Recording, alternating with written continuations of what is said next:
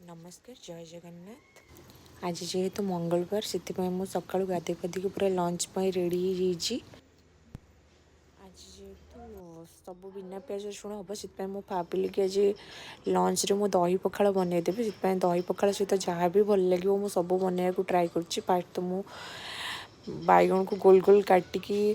बेसन में छाणी देपर आलू को सिझेकी रखी ताको बघारी देछि कहीं दही पखाड़ सहित आलू भर्ता बहुत बढ़िया लगे टेस्ट तार मत तो खास करके बहुत भल लगे से मुझे आलू भर्ता टी बनई देछि। आलू भर्ता बन सारा पर शाग काटिकी रखी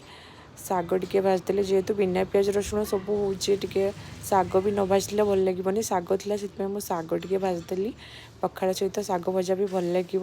ये देखो मुझे दही पखाड़ करी से दही पखाड़ गुड़ा चुंकी देछि आंब कषिया अदा टे पकई देछि कहीं आंब कषिया अदा पकड़े भल लगे टेस्टा बास्ना भी बहुत बढ़िया आसे। ये मझे